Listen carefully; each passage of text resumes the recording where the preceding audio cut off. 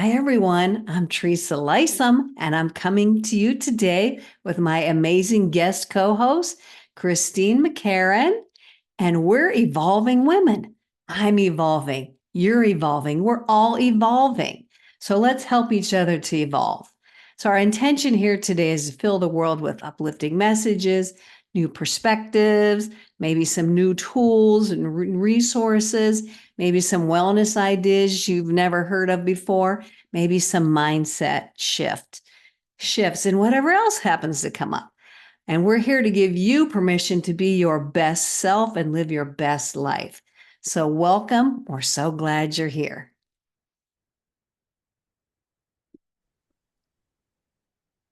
So, here we are at another episode of Evolving Women with Christine McCarron, and we are going to talk about fear.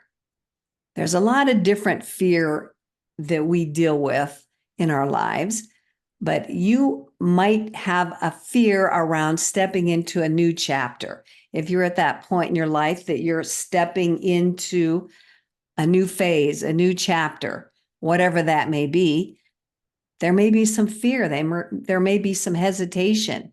And we're going to kind of explore that and dissect that and see where that comes from and how we can feel a little bit better about stepping into that new chapter. So welcome, Christine. We're so glad to have you. And I'm so sorry I got you right at No, a it's bad perfect. point. I'm so glad to be here, Teresa. Thank you so much. So you help women in particular as they step into a new chapter, as they make a transition into a new way of living, a new point in their life, either. And maybe you can tell me a little bit about what your clients, people that you work with, what type of transitions do you see them stepping into typically? Normally, there's some type of transition associated with getting older. Sometimes they're empty nesters. Sometimes they're newly divorced and not really sure what is going to happen next. But in most cases, they come to me because they would like to have a little extra money, a little change of circumstance, so that this evolution, this transition that they're taking is going to be positive, even though it might not feel that way right that second. Right. When we're in the depth and the throes of that, we might think that there is no way out and it's just going to get worse. But you and me both know that no, there could be a very positive outcome that we're just not seeing Right. at that point in time because our emotions are coloring that. Right. But once we Exactly. get past that emotional filter, then we could see new possibilities and new potentials. Exactly right. Yep, that's Mhm. perfectly right, Teresa. So some of this fear, and I didn't really think about this too much, but it has happened a few times in my life where things change, like when I retired, circumstances changed, our income changed. And yes, there is some fear, but I didn't realize how prevalent it was when women in particular transition, as you said, into getting older, losing a spouse, their kids grow up, and boy, they might have a career change for whatever reason, whether it be a forced change or they chose to step out of that big money making career and step into something more fulfilling. Yeah. And we do have to adapt to that. And sometimes that fear can really hold us back and keep us from maybe making some decisions that again could move us in a good direction. So if somebody is transitioning and feeling that fear, what would be your first piece of advice? Well, the interesting thing is that, all the situations that you were describing, if we're just fearful, we're missing the opportunity for growth. Every change, right, brings some growth with it. And if we're just going to try to fight and claw and scrape our way to staying exactly where we are, whether that be in a relationship or whether it be in a job that isn't fulfilling us or whatever, we're losing out on that opportunity for growth. So if you can sort of say like, the reason I'm miserable right now is because the universe is trying to push me in a new, exciting, fun direction. Mm-hmm. So if I will just let go and, I will be soaring, right? If I can just let go of this situation, the universe hates a void. It's going to bring something amazing right over to you. And Mm. just like sit back and see what kind of cool things arrive. I love that. That is almost easier said than done, though. Oh, I yeah, think of we're course. almost trained, or maybe it's a cultural, societal thing, to go to the worst case scenario and to, jump to that point of fear and things are never going to get better, blah, blah, blah. So even though you're saying what sounds like a beautiful thing and there's a lesson here and things are going to open up for me and another door, one door closes and another door opens and I'm just going to walk right through it. So yes, it's very easy to say that and it sounds awesome, but to actually allow ourselves that opportunity to think that way and to trust that things are going to work out for us and we can take small actions to move us in that direction. Yeah, that's a trickier thing. It absolutely is. And you do have to have a lot of, I think part of that, to use your words or the name of your show, you really, it's going to require evolution, right? Mm, You're not just changing, you have to be evolving because you can obviously change for the worse, right? Very easily. And there has to be some faith in yourself that mm, you do have the power and the strength to get to the other side of whatever this unpleasantness is right now. love that. And a nice support team, Yeah. positive, nurturing people that are going to be able to support you through this transition and to kind of catch you when you're starting to go to those dark places and Well, think that yeah, there's and no it's not way always out. easy. Yeah. Yeah. And sometimes we haven't, maybe because we were already sort of in a not great place, we might not have those people right at hand, Yeah. Yeah. right? It's all easy to say, oh, I'm going to go find some really great positive people, but they might not be in your little circle of friends and Yeah. family right that That's moment. true. So That is that's another true. challenge, right? Finding something that's going to make you happy in that, or maybe not. I don't like that make me happy. I don't like that terminology, but it's going to bring out some of your own happiness. And maybe, so let's just pick a crazy example. Like I'm miserable. I'm going through some crappy stuff, but I've always wanted to learn how to dance. So I'm going to go take Mm, dance class. And in that dance class, I'm going to meet some cool people, right? Who don't know who I was. And now this is my yeah. opportunity to be who I can be. It's something really trivial that you can do. And maybe it takes a lot of courage to get out there and, right, take a dance class when you know you're not going to know anybody and I don't know how to Mm-hmm. do it and everything. Mm-hmm. But if you're able to take that step, you might find that there are some really nice, positive people there who will become your new support group. Mm-hmm. Mm-hmm. I love that. And just finding one little thing that brings you happiness or Yeah. allows you to feel happy and joyful. Like I said, Yeah. just pick one thing to do. Yeah. And, it might be out of your comfort zone, but just take some baby steps towards that. Right. And yeah, and Exactly. be open to the possibility of meeting new people. Yeah. Um, I know I'm in a new location. I've been here for 3 years, but I have some friends, but nobody that, is like really close to me yet. But Yeah. I'm open and willing, and I've put myself in some situations where I was going to meet new people. And yeah, it is uncomfortable, even for me Sure. who loves to connect with people. But Yeah. I knew that I had to do it, and I'm open to the opportunities.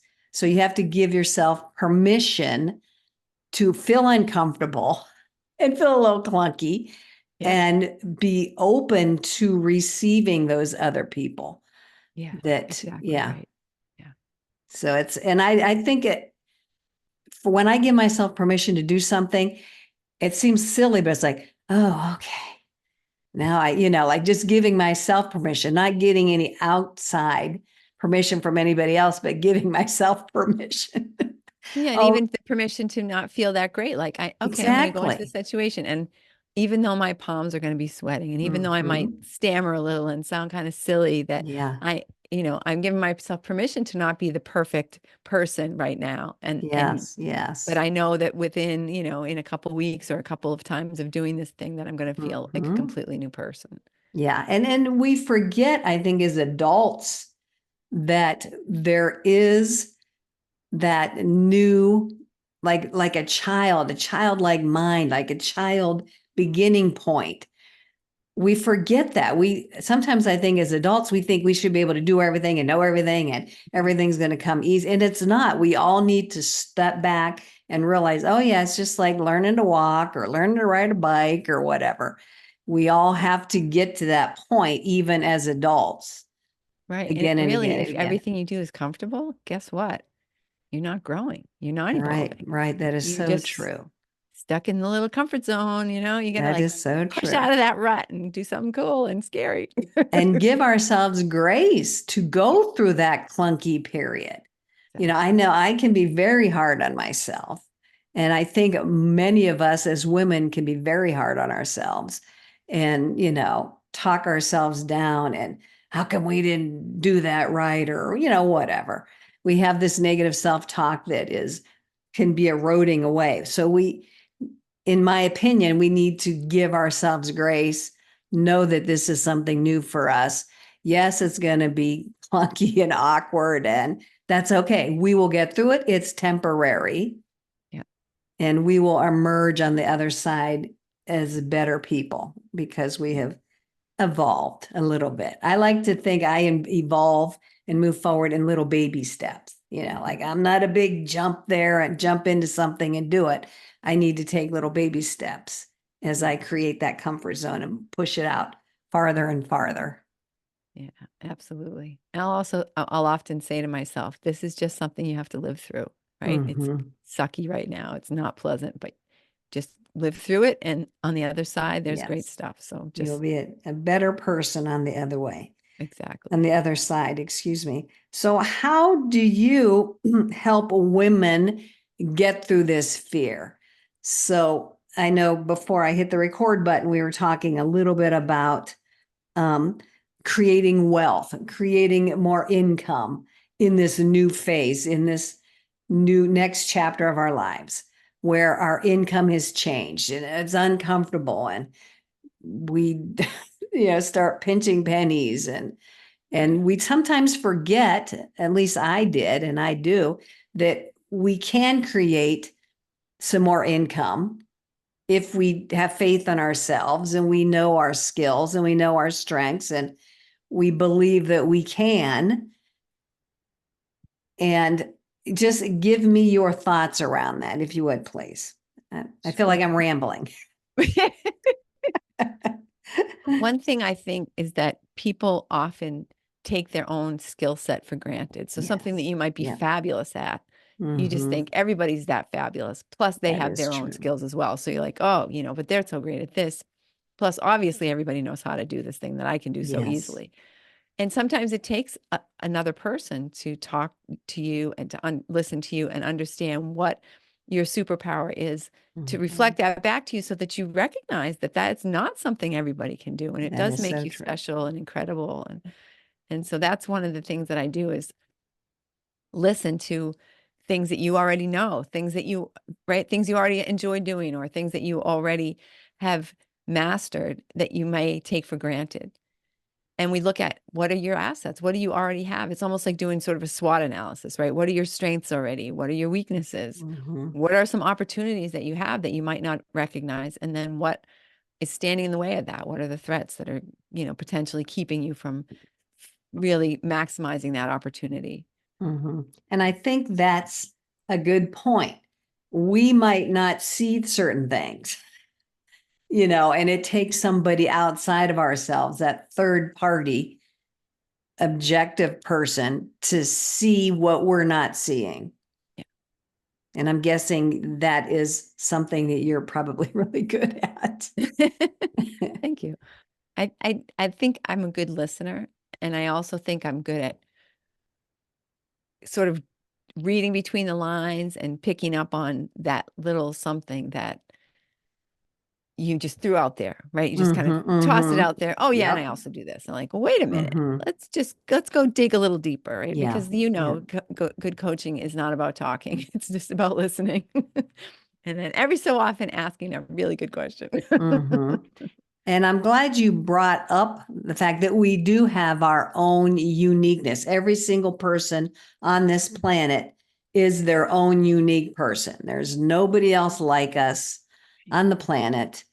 And we need to own that. We need to understand that and embrace that and realize even though something comes really easy for us, it doesn't for another person.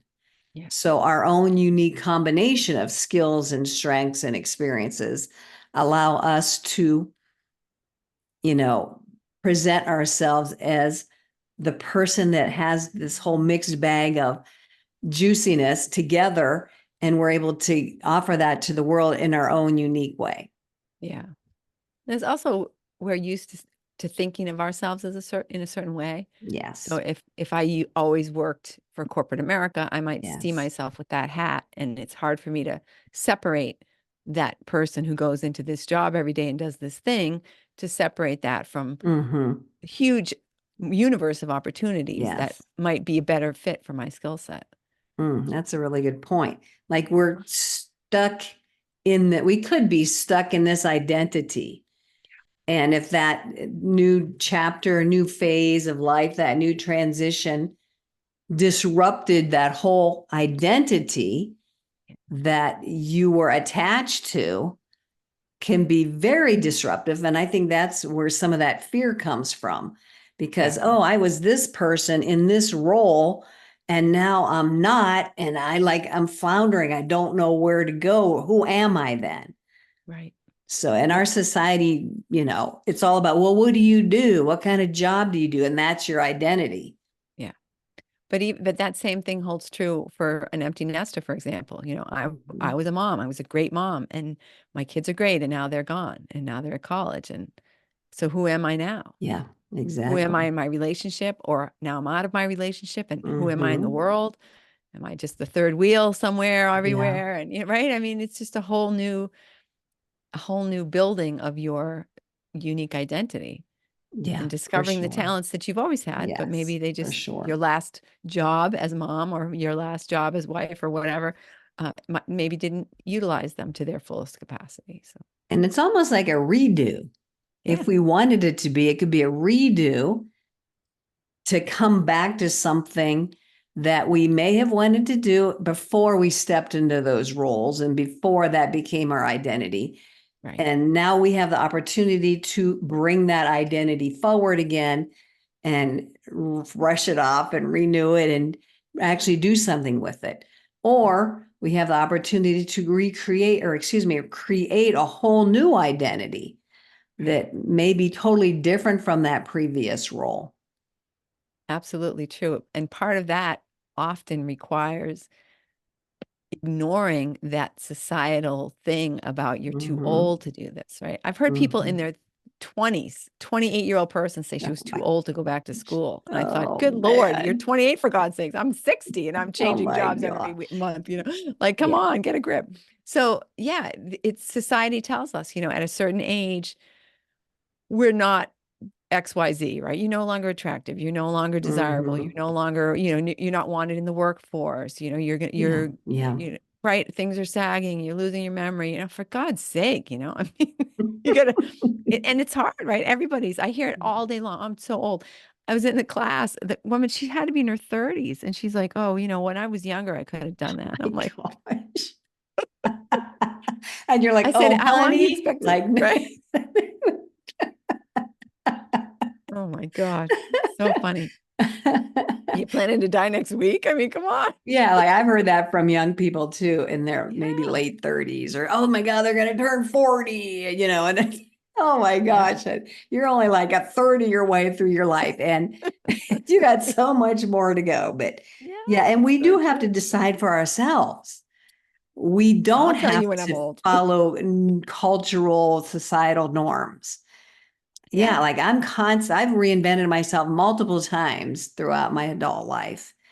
And I'm still going. I'm still, as far as I'm concerned, it's a growth process until boom, till that our last day on earth. And when you do Exactly. stop that growth process, that learning process, then I've just seen family members just, Decline. yes, exactly. And it's so Exactly. sad. Yeah. And I think that's it. Once you stop feeding yourself, right? You stop feeding yourself with ideas and fun and things that interest you and new Mhm. ideas and right, just all kinds of exploration. Once you stop feeding yourself, that's when you begin to wither. Absolutely true. Oh And my that could gosh. happen at 25 or it could happen Yes. at 95. It's your Yes. choice. That is true. Age is meaningless and it's just a number. And we Right. decide for ourselves what that number means to us. Exactly. Like I have a friend who's 99 who's going to be 100 in January, and I hope Yeah. to be there for her birthday party. But yeah, I mean, vibrant. I mean, yes, she's kind of diminished, in the last couple of years, but yeah, like I want to be like that when I'm that age. Yeah. And reinventing things and be creative and, laughing and enjoying life. So, yeah, Exactly. age is really unimportant and you're never too old to do anything. Absolutely That right. we said, if you get nothing else from this recording and this this episode, that's it right there. Exactly. You're not too old. You're too young to waste another day. Oh my gosh, for sure. So I'm kind of thinking, if you're open to this, Christine, why don't we wrap this up? And then in our next episode, we will get into how you actually help women create some wealth and allow themselves to really feel good and maybe overcome some mindset issues around the idea of creating another stream of income so that their next phase of life is feeling really good and things are expanding as opposed to diminishing. What do you think of that? That sounds fantastic. Okay, great. So my call to action for this episode is watch the next one. That is a very And we'll wise get call into to some more. action. But Christine does have a PDF that she's going to share with us. We will be dropping that link into the description. So I want you to look for that in both of these episodes, episode 1 and episode 2. So, Christine, thank you so much. And we look forward to our next episode where we're going to converse some more around this topic. Thank you. Okay. Thanks, everyone. See you in the next episode.